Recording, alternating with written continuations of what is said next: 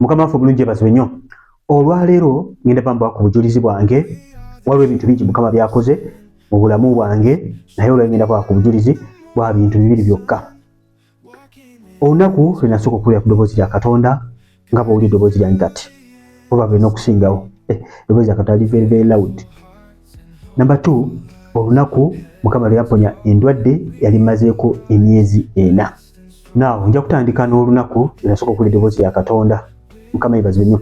Nawe kye mbagamba ku ddoboozi lya Katonda, bangi mulidde ku ddoboozi lya Katonda, naye kye njogerako nti kwe kubanga oliwulira nga bwe njogera naawe era bangi muliwulira eddoboozi lya Katonda. Naye nze first time mukwano gwange neewuunya nnyo nnyo bangi temuyagala ku ddoboozi lya Katonda. Tukimanyi nti Mukama Katonda ayogera emirundi egiwererako ddala. Mukama asobola okuyogera okuyita mu ddoboozi lye, asobola okuyita mu kigambo kye, asobola okuyita mu birooto, asobola okuyita mu muntu n'ayogera naawe n'otegeera ddala mutuufu Katonda yakola ki. Yayogera nga n'oluusi n'omuntu byayogera ye tabitegeera naye nga gw'otegeera nti kati Katonda kumi yamponingo oba yakola ki, yayogera. Now kino kyatuukako kikya kubanga nasooka okuwulira eddoboozi lya Katonda for the first time. Okay?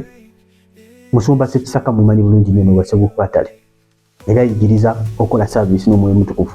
Yatuyigiriza n'atugamba tukole service n'omwoyo mutukuvu oba ng'oyagala Mukama Katonda okwogerako naawe. Now yali atusomesa mu ngeri ya deliverance ng'osabidde ebintu bigaanye ebikoze naye ng'oyagala Mukama Katonda akwateko mu ngeri enjawulo. Yagamba weeyawule wekka, beera wekka. Atugamba nti gali nnyumba beeramu wekka gwe ne Katonda. Kola gwe wakusaba Mukama waffe mulungi yeebazibwe. Kola ki wakusaba nga omwoyo otukuvu nze ndi wano bakusabidde bigaanye talina buzibu bwonna. Nze neeyawula nga nina kyembooza Mukama, nina kyembooza Mukama naye nina gye njagala okubanga ngenda nga nina ebirala bye njagala. Gwama nga ndi awo ne confused okusalawo kunnemye ng'omuntu njagala Mukama Katonda nondereko kituufu ekyokukola ku bintu bibiri byonna ndesi mu maaso ge. Nali manyi Mukama ajja kumpa kirooto kubanga ebiseera ebyo Mukama Katonda yali asinga okugera nnyo mu birooto. Mukama waffe mulungi yeebazibwe nnyo nga birooto mwatera okwogera nange nintegeera exactly Mukama kyangamba. Ekintu kye nali mbuuza Katonda yali ayogedde nange emirundi egiwerako ddala ng'esatu naye ng'ayita mu birooto. Neeyawula mu ngeri eyo. Mukwano gwange kye nakola ku lunaku olwo nali nga nsoma Bayibuli, mala okusoma Bayibuli nga nsaba, mala okusaba oluusi nga mpulira enjiri, oluusi nga neebaka. Olunaku luna 24 hours. Tandika kiro obudde ne bukya, budde bwakyasaagulawo nejjajja mu luumu ndi munzekka ne Katonda wange wesiraba ne buziba tewali kufuluma yadde ogendako ewantu wonna buli kimu awo otegeera kye ŋŋamba. Ne buziba ne bukyenkeera. Kati muno mukwano gwange bwali bukya nali ndi awo ndi ku buliri eddoboozi ne lijja. Eddoboozi lya Katonda liri very clear, temuli yadde akafuufu konna. Ate Mukama Katonda asobola okwogera direct mu kutuukwo. Sigamba nti omagemage nti ani ayogera ebweru ani akola ki, direct munda mu kutuukwo and very very loud. Mukama n'ayogera nange n'ampa ekyawandiikibwa nga ŋŋamba mwesige kubanga yali ayogedde nange emabega eri nga zampa ebirooto ne musaba n'obubonero n'abumpa naye nga mukwano gwe sinaba kukkiriza. Eddoboozi eryasembayo ne ndyoka ŋŋondera Katonda. Mukama yeebazibwe nnyo. Naawe kinyaga okugamba mukwano gwange bw'oneeyawula ne weeyawulira Katonda ogenda kuwulira eddoboozi lye. Bw'oba towulidde eddoboozi lya Katonda Mukama agenda kwogera naye mu ngeri eri very very clear. Oli ebintu mukwano gwange biconfusinze, weeyawule mu ngeri gy'oteeyawulangako. Bw'oba omanyi engeri yonna gy'oteeyawulangako gy'oba weeyawula, eyo saddaaka egenda kubeera y'amaanyi mu maaso ga Katonda, tegenda kulekayo. Mukama agenda kujja ayogere. Mukama waffe omulungi yeebazibwe nnyo. Obujulizi namba 1. Number 2, kugambye okukwogera nange like ddoboozi nakati eddoboozi lya Katonda nikyaŋŋamba nkyajjukya mpaka olunaku olwaleero. Eddoboozi lya Katonda liri very very clear and very very audible. Oyinza gamba nti oba ki oba ki. Mukama yeebazibwe nnyo. Now number 2, njuzi mbadde njagala okuba briefly Mukama Katonda yamponya endwadde eyali mazeeko emyezi 4. Nawe kyatandika kitya? Nali mu kusaba n'okusiba kwali kwa nnaku 3 nga ekigendererwa kyange ekyokusaba n'okusiba okwo kwali kujjula mwoyo mutukuvu. Kwali kujjula mwoyo mutukuvu ng'era kye mpasuubira. Kati wakati awo nanafuwamuko Mukama yanzuukusa eddoboozi lyampita emirundi 3 mu kiro nga neebase. Zuukuka osabe emirundi 3 nga ndi awo neebuzaabuza bwebuzaabuza ki ekyaddako. Ne ndyoka ndoota ekirooto, ndoota akasajja nga kali ku ppiki, akasajja kakadde nga kalina emmundu. Ne kajja nga katunoonya, kagaana kunyaga bintu byaffe nga katunoonya ku ppiki. Tuufu tekandabako, tekankwata naye najjisumulula endwadde yankwata okuva awo. Endwadde yankwata ne ngenda mu ddwaliro ne bankebera buli kimu kyonna nga tebalaba buki, nga tebalaba bulwadde. kati bwotuka ku point ng'obulwadde tebabulaba ate kyomanya nti kino kye kinnuma omanya nti mukwano okufa kusembedde. Jjukira mbadde mu kusaba na kusiiba naye ekyavaako obuzibu Mukama yaŋŋamba okusaba ngamba nzukuke nsabe neezira mu kwekkiriranya. Omulabe n'ajja n'ansanga mu tulo n'ankuba bubi nnyo. Mukama yeebazibwe nnyo. Kakati endwadde bwe yankwata mbagambye ngenda mu ddwaliro tebalaba bulwadde nasaba ng'omanyi Katonda nasaba kikira nali mu kusaba na kusiiba nasaba nasiiba ddwayi yasooka nenneeyawula nga bwe nawulira eddoboozi lya Katonda okusooka nenneeyawula nga sifuluma kumala ennaku 3 wa endwadde tegenda. Wayitawo ebbanga nga nsaba noonya Mukama nesiba ddwayi ey'okubiri wa endwadde tekola ki endwadde tegenda. Noonya Mukama siba ddwayi ndi mulwadde ayi mukwano obulwadde bwannuma ko nategeera nti okufa ab'emikwano kutuli kumpi nnyo ng'omukka gw'ossa ate nentegeera mu bulwadde obwo nti ne Katonda afe ali kumpi nnyo n'okusinga ate omukka gwe tussa. Ennaku nenkwata ddwayi nali njeekakasa nga mmanyi nti bwe nviira mu ddwayi obulwadde tebukola ki tebusigalawo. Okkiriza nga nkulina nga mmanyi nti tewali kisobola kumuvinga ng'ate nteekondera nti ku luno bugenda naye nga wa obulwadde tebukola ki ng'obulwadde tebugenda. Ennaku nenkwata nnyo. Natambula b'emikwano nga sisobola ebigere byange tebikyasobola kunywera ku ttaka during that period. Nga ntambula mpulira mutuufu sikyanywera nga mpulira n'okuluka mpewuse muli ng'ompulira n'omwoyo gulinga oguvaamu ng'omutwe gwaggulawo oluggi bw'ati mpuliranga mutuufu nga ekasera neekangakanga nga mpulira ng'omwoyo ogunvaamu omutwe gwako n'akantu katinnyo bwe kati nga mpulira omwoyo gwange gugenda. Obulwadde ne bunnuma. Lumu nagenda mu kiyigo okunaaba esobola kunaaba nengwa mu kiyigo emirundi 3 ngenze kunaaba ngenda okudda engulumira ekyangu ekiri eri sabbuuni ali eri kunaaba ne kunnema ennyambala ngenda neteeka ku buliri nga mmanyi n'okkeesa sigenda kukola ki nga mmanyi n'okkeesa sigenda kukeesa. Mukama yeebazibwe. Lwaki nkuwa obujulizi buno? Osobola okubeera ng'oli mulokole mukwano gwange n'otuuka mu mbeera n'okoowoola Mukama n'osaba n'osiiba nga Katonda asirise nalinga tagenda kukola ki atagenda kujja kukuyamba ne Mukama Katonda waffe aba atumanyi. Mukama Katonda waffe naye abeera akutuulidde alabe.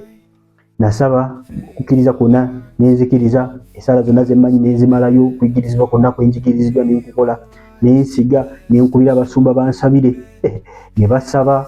Mukama yeebazibwe nnyo. Naye mukwano gwange byonna nga nga byonna tebikola. Olowooza Mukama yali tamanyi? Mukama yali ammanyi antunuulira naye olunaku lwe nagwa mu kiyigo nategeera nti mutuufu okugenda ndabika nkola ki ngenda naye kimu kye nakola saava ku Yesu era nabikola naye nga mbikolera mu ki nga mbikolera mu Yesu. Time yatuuka neŋŋamba Yesu oba bantwala tisika baki ku bigere ebyo naye sina gye ndaga nenywera neeraliikirira okufa neekira abaana neeraliikirira obulamu bwange neeraliikirira. Mukama yeebazibwe neŋŋamba kati ngenda. Mukama waffe omulungi yeebazibwe. Kale ennaku yannyambala mu biseera ebyo ennaku nenyambala naye kati nsumulula ntya saagala kulwawo nnyo saawudde ne banvu nnyo.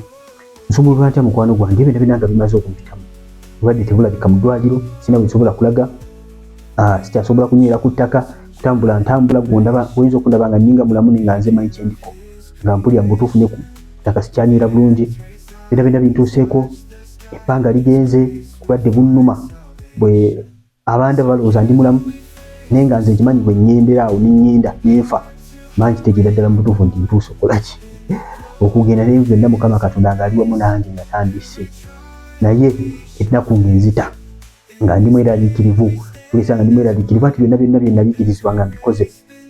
Okukkiriza kwange kwonna nkukoze wemanyi nti wano nina okusirikanira Katonda alina okuba nga yazizze ku kino kye nkoze nga nsize nsabye nsiibye ddwayi mu bulwadde butuufu naye nga Mukama Katonda talabikako. Mukama wakubanga ekiragiro mukwano gwange tolinda kutuuka ku bino byantuukako. Mukama wakubanga ekiragiro mukwano gwange kikwate. Natandika okuloota ebirooto nga ndi mukola mu bafu eyo mu mulimbo tandika okuloota nga nkola mu bafu abawunya abavundu nga nikutte ekitiiyo gye tuli mu kukola tandika okuloota nga tuli mu mmotoka waggulu waliyo keesi tugenda kuziika natuuka okufuna ebirooto ebyentiisa ebirooto obusajjasajja obutategeerekeka naye ebirooto byonna bibaawa kwano mu nnaku yali yannyambala mulabe sitaani nga kyankola ng'ebirooto byonna byakufa nali ngenda kufa ab'emikwano kamba buli amazima ngenda kufa era olunaku olwo lwandeetera okulokoka naye nalokoka ne ko nategeera nti mukwano gwange omulokole sawa yonna osobola okuva mu bulamu bw'ensi naye bw'ova mu bulamu bw'ensi ogenda kusinkana kya Mukama Katonda wo. Obulwadde obwo bwanyamba okutegeera mukwano gwange nti okufa kundi kumpi nnyo. Kyambi kufa kuli kumpi nnyo ne Mukama Katonda ali wamu nange yasala ojjo nnyo okukola ki okugenda. Obulwadde obwo bwanyamba okutegeera nti Mukama Katonda ali kumpi nnyo tasobola kulemererwa kunnyamba okibanga mukwano gwange ebiro byange tebinakola ki tebinaba. Kati mpona ntya?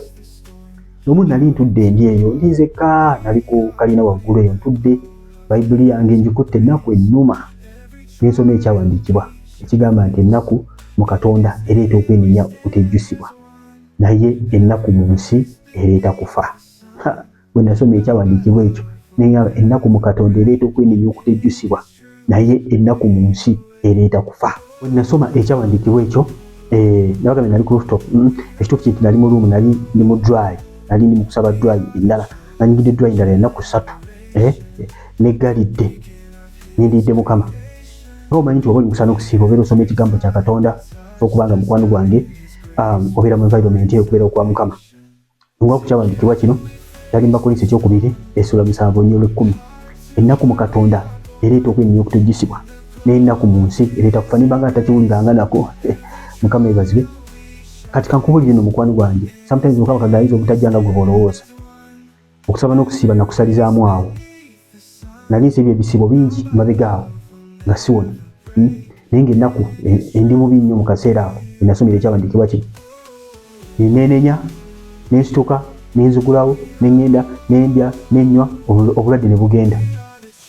Obulwadde lwaki bwagenda? Essanyu lya Katonda bwe nenenya mu maaso ga Mukama Katonda akusaba onsaze nenenya byonna obunafu bwange bweyanga okusaba n'esiwulya n'ebirala byonna nembyenenya n'ennaku nenjenenya nenyambala omwoyo w'essanyu mukwano gwange nengenda nendya emmere yange. Sigamba nti mukwano gwange va mu kusaba n'okusiiba gwakulimu nze nali nasiibye ebisiibo emabegako byali bingi nnyo mu bulwadde naye mukwano gwange ennaku eyali ensibye kubanga sisumulwa naye bwe napiikinga Mukama ate kubanga okusumulwa kwange yali yakuleyinze dda ate kubanga Mukama yali yansumula dda nenga ennaku yekyankutte ekyansibyeko obulwadde. Bwe nasituka neŋŋamba ekimala nekwata Bayibuli yange nenzigulawo olumu mwe nali neggalidde neŋŋenda nendya nensanyuka mukwano gw'amaanyi ne gajja. Mukwano gwange bwekyo bwe nawona endwadde yali egenda okunzita nenge egenda kunzita lwaki lwannaku. Kituufu omulabe Sitaani yali annumbye ne Mukama Katonda yali ndowooza alamagda okofalinga okusumulwa kwange. Naye mukwano osobola okubeera eyo ng'olina ennaku osobola okubeera eyo nga Mukama osaba ninga Mukama alinga atawulira ninga ekisibye esaala z'omukwano gwange mwoyo wa nnaku. Essanyu kimu ku bibala eby'omwoyo omutukuvu joy the joy of the Lord wadde embeera erabika etya mukwano gwange esanyuka. Mukwano omuntu asobola okubeera munakuwavu ng'alya ng'anywa naye n'afa. Omuntu asobola okubeera munakuwavu ng'alya ng'anywa naye n'akoggoka n'aggwaawo. Essanyu lirina engeri gye litwegalingamu omubiri gwaffe. Omuntu asobola okubeera nga musanyufu naye nga talya bintu birungi biri awo naye n'omulaba ng'alabika bulungi. Essanyu ligezza. Mukama yeebazibwe nnyo. Mukama ye yamponya naye ennaku yali egenda kummalawo mukwano gwange. Gwe mukwano gwange ali mu kunyigirizibwa nga mutuufu ennaku ekuzimbyeko akayumba jangu eri Yesu. Ojja eri Yesu mwesige n'obulamu bwo bwonna. Nze nali nakola okusalawo kwange ne ŋŋamba Yesu ne lwekuba kufa banzija ku bigere byo ate naagenda mu ggulu. Mukama yeebazibwe nnyo. Naye sigenda kukola ki sigenda kusagaasagana. Abamu bo tukambeera efaananako bw'eti nga weebuuza Mukama Katonda obadde wa? Mukama Katonda oli ku ki? N'olyoka ovuma Katonda n'olyoka omujerega n'olyoka omujefuna n'olaba nga atagenda kukuyamba. Mukwano gwe newoba ogenda kufa tovanga ku Yesu tomuleka tagenda kukuleka.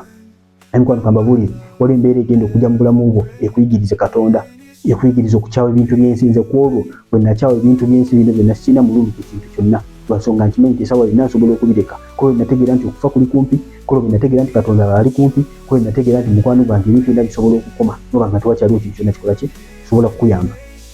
Mukama baba yanyamba naye mukwano gwange agenda kukuyamba.